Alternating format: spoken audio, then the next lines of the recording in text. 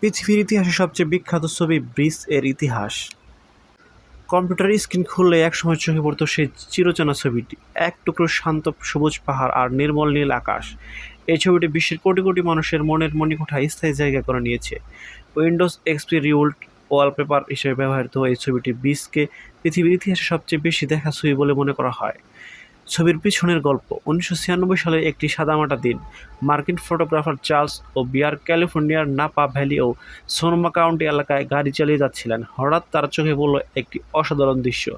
মেঘহীন নীল আকাশ, উজ্জ্বল সূর্যের আলোয় ঝলমলে সবুজ ঘাসে ঢাকা পাহাড়। দৃশ্যটি এতটাই মোহনীয় ছিল যে চার্লস স্থির থাকতে পারলেন না।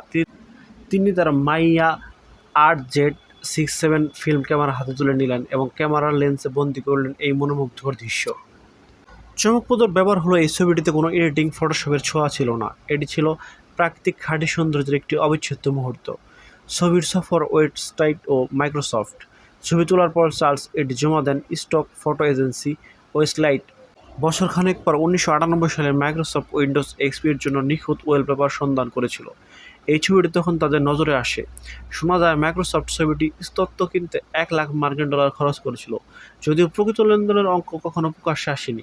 বিল গেটস এবং তার টিম এই ছবিটিকে উইন্ডোজ এক্সপির ডিফল্ট ওয়ালপেপার হিসেবে নির্বাচিত করেন। পরবর্তী সময়ে এটি শুধু একটি কম্পিউটার ব্যাকগ্রাউন্ডে নয়, বরং ডিজিটাল যুগের অন্যতম প্রতীক হয়ে ওঠে।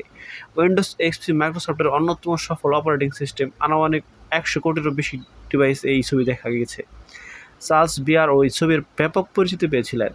এক সাক্ষাৎকারে তিনি বলেছিলেন, "আমি কখনো ভাবিনি যে এই ছবি পৃথিবীর সবচেয়ে বিখ্যাত ছবি হয়ে উঠবে। এটি যেন অলৌকিক মুহূর্ত ছিল।